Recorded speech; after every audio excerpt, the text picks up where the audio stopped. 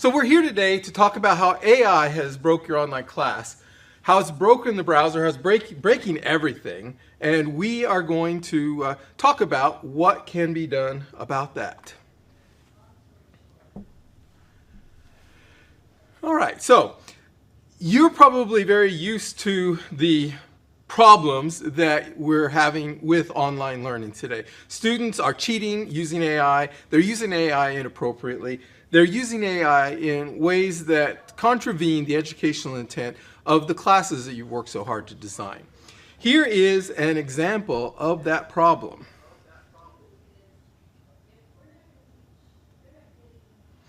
This is from David Wiley.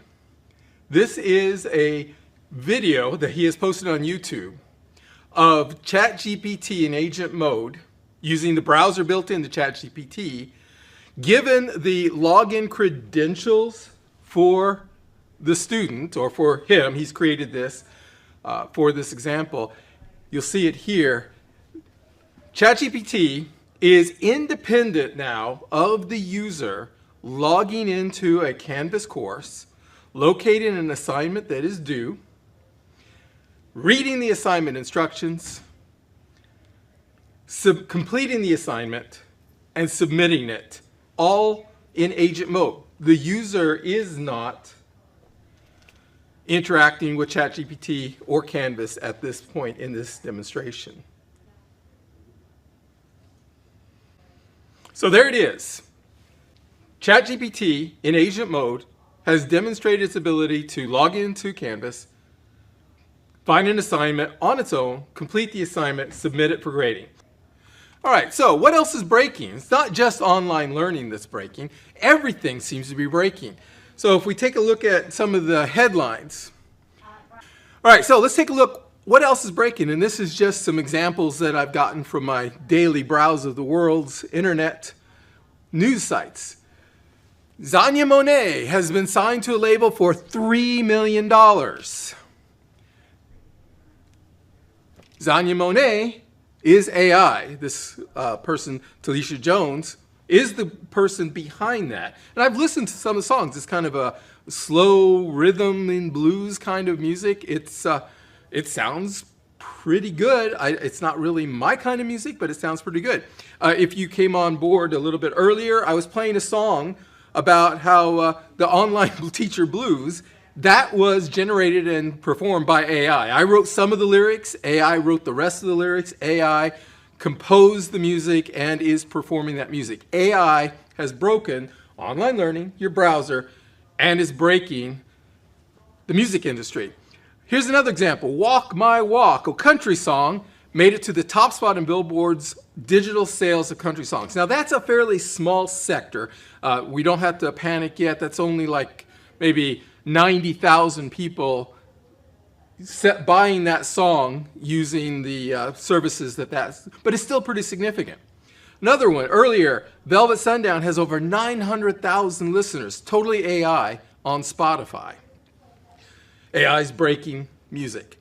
Next thing, the entertainment industry. You can't be watching the internet without seeing that AI-generated video is taking over.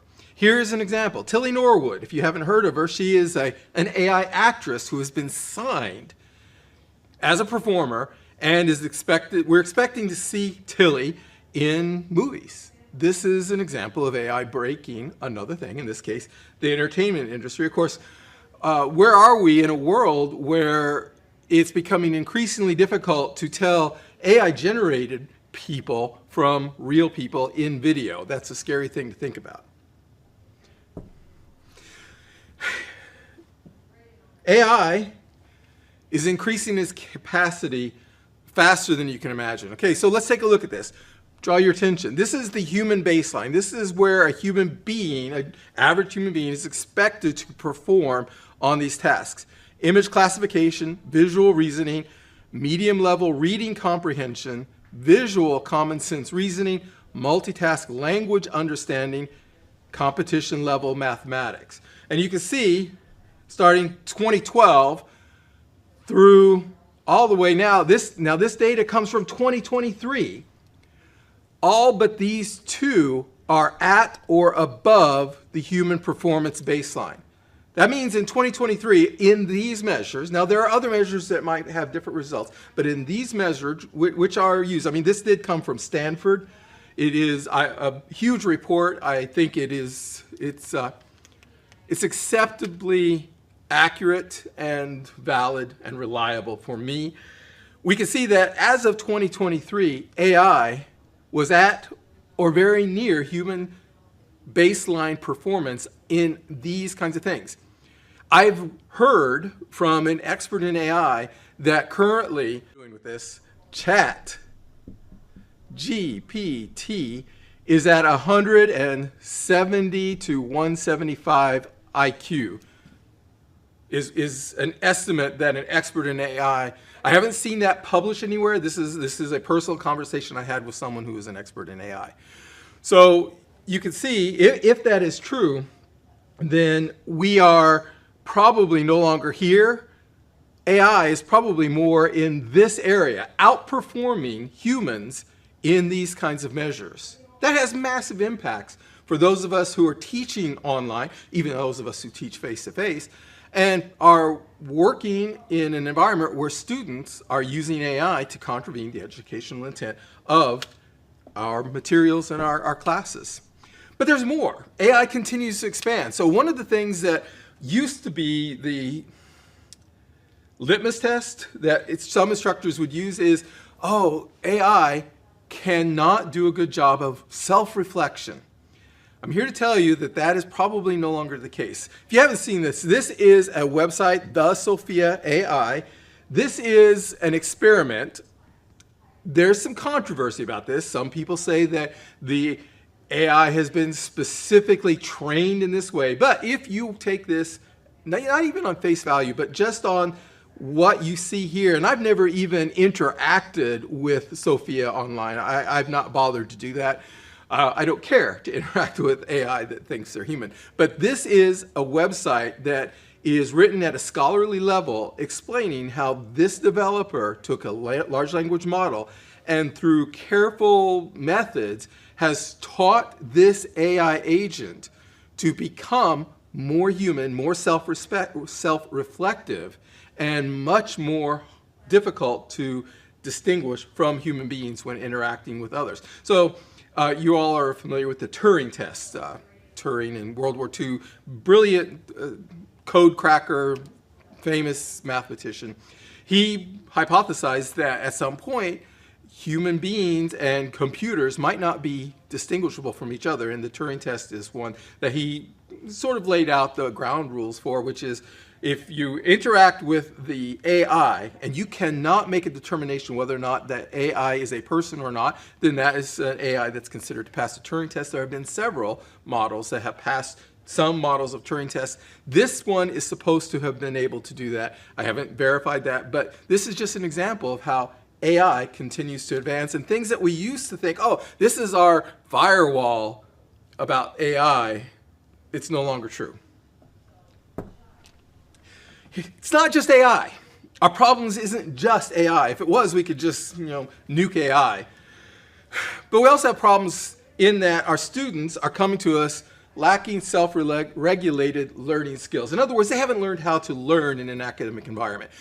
Many of them also come unprepared to succeed at the college level. That's another problem entirely. But because of this lack of self-regulated learning skills, our students are coming to us with an attitude that is different than most of us probably grew up with, and a different attitude than we rely on to make our online and even our face-to-face classes work. And that is, I am a human being, I am going to engage in this learning environment with some fidelity to the intent, because that's what higher education is about. And in order for me to benefit from the experience, that's what I need to do. I used to say things like, there is a difference between online and face-to-face. In face-to-face, you come in, you sit down, and because you're in a group environment, you kind of do what everyone else is doing. That's breaking, and that has broken. In the online environment, that was already weak before COVID. Now, I suspect that we are not seeing good generalization of how we learn face-to-face into our online classes. Our students come to us And they think that grades have no intrinsic value. They see no value in the grades that we apply to the work that they do, maybe not even to the grade that we give them as a result of the entire class. They don't really think that our tasks have intrinsic value. There's nothing in it for them. It's not how they engage with the world. Here's another one. I think they don't think of AI as cheating. They think it's just efficient. And I think I understand the reason why. Here, online classes are viewed through the lens of gameplay. Games have no intrinsic value. Games are not real. We live in the matrix anyway, nothing's real. In a game view, gameplay, game theory, the way you work it is you seek to understand what the end point is. What is it that I am trying to achieve in my game? What is it that is the goal? And then you find the most efficient path towards that goal. That's gameplay, that's game theory as we see video games. And our students who are coming to us, they're immersed in this kind of thinking in their real lives. Some of them spend a lot of time playing games online. And I think this mindset is mapping into how our students are seeing AI use in our classes. It's a game. It doesn't matter. As the famous bard said, William Shakespeare, all the world is a game in the matrix and all the people merely virtual players. You're not real to them. Their fellow students aren't really real to them. It's a made up game, and all their job is to do is to find the cheat codes and figure out what's the most efficient path through this game environment and how do I get that checkbox at the end, which would be a certificate or a diploma. It's a little bit depressing, isn't it? Does any of this resonate? Any of you who are online, feel free to unmute your microphone, jump in the chat, and just tell me, does this resonate? Those of you, the teeming throngs of people who are over here, does that resonate with you? Are you seeing that kind of same thing? Tell me what your experience is. It's exactly what I'm seeing. Exactly. Okay. So, but that's also being transferred that when you do have some kind of authentic assessment and they don't know how to do it, that's transferred back to me as an instructor. They haven't done any of the assignments, any of the lectures, any of what you've given them to learn the material. Right. So when then they don't know it, it's your fault. It's my fault. Right. Yep. Yeah. Yep. Yeah. Okay. Anybody else? Yes, over here. Does this resonate? Yeah, very much. I feel as though I spend an awful lot of time reading and grading work that has probably not been done by any live human being. Right. And my feedback goes into the void because they never actually read it. Right. And so I start feeling like, why am I even doing this? It is. It can be very depressing. It can be very depressing. And, let's be honest, okay? If we're wasting our time, let's just have AI do all the grading. But then when it comes to that, we're in an environment where this cartoon is kind of funny, but it's also kind of real. If students are using AI to craft the submissions, and I'm going to use AI to grade it, why are we even here? Why are the human beings even in the loop? We can just connect my AI with their AI. The AI can do the assignments, my AI can grade it, and the grade can go to the AI instead of the student. Or we can just say, hey, because AI can do it, we don't need the human being in the loop.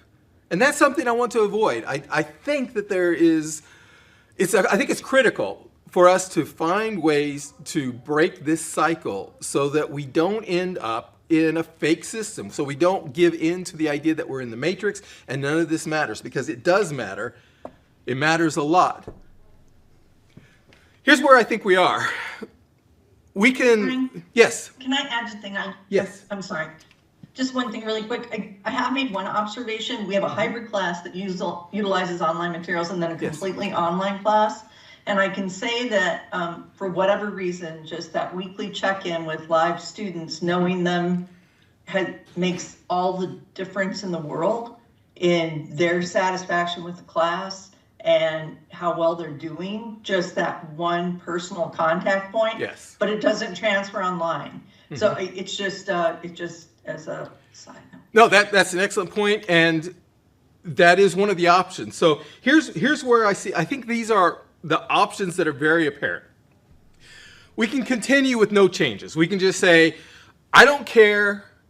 And I've heard this from, not anyone here, but I've heard this in AI work groups that I'm participating with online. It doesn't matter. If the students want to use AI, they're just cheating themselves. I don't even worry about it.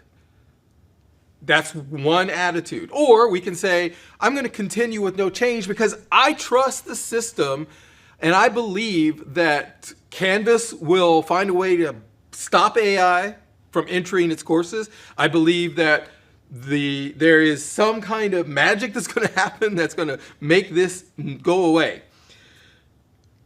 I'm not in that camp. I don't think that's going to work. The next one, we can fight the AI through policy, increased detection tools, and we can do, as have just been suggested, evolve the design. Instead of thinking about it being a totally online class, maybe the hybrid model is going to work better. I was talking with an instructor here at Jackson earlier, and they said, maybe we need to go back to the old ways of doing it. Maybe this online thing is not going to work with today's students and today's environment. Maybe we need to go back to more face-to-face or hybrid kinds of teaching environments. And that is solidly in here. We can evolve the design and we can fight the AI. And I think that's where we are right now at Jackson for the most part. I don't think anyone is saying, I can't make any changes. I think everyone has accepted AI is here. It is not going away. We have to, if we're going to continue with the learning management system and using it, and that's another thing. Let me take an aside. So I've been involved with online education since before there were learning management systems. And when the learning management system came onto the scene, it was seen as a great time saver and a great way to make the delivery of an online class more seamless and efficient. And it was when we were working with students who had self-regulated learning skills, had some motivation, had a reason for being online, and were able to generalize their face-to-face learning experience into the online environment. Because if you think about it, the LMS attempts to replicate the kinds of things we've always done in face-to-face classes, but it doesn't do it as well as a face-to-face class because anyone who teaches online knows it's harder to teach online than it is to teach face-to-face for most subject matter and in most cases. The LMS has ended up normalizing what is now an ineffective design to teach students in an AI environment. So let's go back to this. So we can work on in this area. We can fight the AI. We can do better design, even within the LMS tools that we have. We can find better ways to detect it. We have a policy. We can enforce it ruthlessly. And this might slow things down a little bit. But ultimately, I think this is a losing battle. This is the incremental step that we take because it's easier to do than what we're going to end up doing anyway, and that is reimagining online learning. Brian, there's a couple of comments. Yes. Aaron Inslee said that same experience regarding hybrid classes. It does help. He's been trying the bullet number 2 that you just mentioned, but limited success. Okay. Thank you, Aaron. Aaron, for those, if you couldn't hear Sonia, Aaron has said he's experienced something similar in a hybrid situation. It does seem to help, but in some cases, the success isn't to the point where he would like it to be. That's a paraphrase. Right, so I think here is where we can fight the fight for a while. And just for sheer capacity, it makes sense to be here. We can't take the risk of completely changing everything that we do in hopes that it's going to work. So if you think about, let me try that again. So the scale is up and down, and this way, that will be the risk. All right, so if we're in that case, then if we go high scale, high risk, we say we're going to change every single course to this brand new model that we've never tested. We can make that change, that massive change across all departments and all classes. It won't be easy. It'll cost us. And if it works, that's great. But if it doesn't work, we have harmed a lot of students and probably a lot of faculty. On the other hand, if we go here and we say we're going to go very low risk, but so low risk here, but small scale, that's probably a good place to be thinking about, somewhere in this zone. Fairly low risk, but most of it be here. We don't want to make risks. We don't need to move to the change here. But what I'm proposing that we start thinking about is, as an institution, begin doing some pilot projects that are fairly low scale, so down here, but higher risk. So take some chances. Smaller pilots, study, and rigorous evaluation of results. So most of our online classes are going to be in that low risk. We're not going to make a big change. Low risk, low rate of scale. We're going to do some moderate backfill, moderate redesign, go maybe to some more hybrids, find new ways to do evaluation, but small scale. But I'd like to see some of us start to explore here. So these are people who are early adopters. These are people who like to work on the new things. These are people who maybe are earlier in their career and want to make a name for themselves. These are people who really want to get involved with this and have the energy and the time to do this kind of work. That's what I'd like to see us thinking about.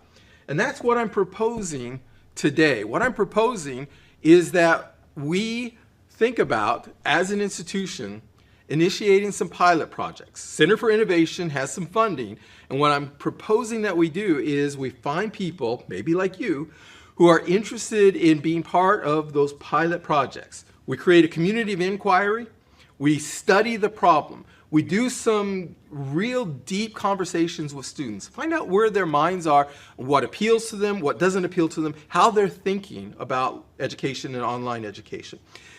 And then we can try looking into the research to see what other people have done. Have they created models that seem to work better or seem, in our studied opinion, to respond more to what our students are saying they prefer or desire or need in our class environments? Then we create classes with some of those changes in them, and we measure the results. We do, again, another deep conversation with students who are involved in those. Find out what's going on. We look at their performance. We also talk to you who are going to be teaching those classes and say, what is this experience? Judge this against your experience teaching in a traditional model. Is there value in the work that's here? Now, I'm not going to lie to you. It is work. It will be extra work. Teaching online is already harder than teaching face-to-face. And this, because it's new, will add a little complexity and it will add to your workload. So make sure that you have space in your time, in your life to do that. Now, what the Center for Innovation has. Yes? Chrissy Misi says, if we don't offer online options, we only hurt ourselves financially as an institution. There will always be other institutions that do offer online courses, most many. Very good. Chrissy, in case you weren't able to hear that or didn't read it in the chat, said that if we don't teach online, and I would add teach it successfully, we're putting our institution at risk, because there will be institutions that teach it online. There will be institutions that do this work, and there will be others who don't but still continue to teach online. And students will go there. We will reduce our funding base, and that is doom for us. So it's true, we need to do this. But so I know it's extra work, and I know that it requires extra capacity. Center for Innovation has some funding. What I am approved to do is I'm approved to create a community of inquiry process and support it. I can't pay you stipends, but I can pay for the group to go to a conference, maybe two, depending on the number of people who want to work in this group. A conference to learn more about it, to explore the environment, and then a conference to share our results once we get to a reasonable point in this. Those of you who were at the at the not convocation, the faculty learning days would recognize this as a scholarship of teaching and learning approach. And that's how we're going to phrase it. That's how we're going to approach it, using that model as a way to help us take those risks, appropriate scale, to try to find ways to reach students to make the job of teaching online more rewarding and more effective.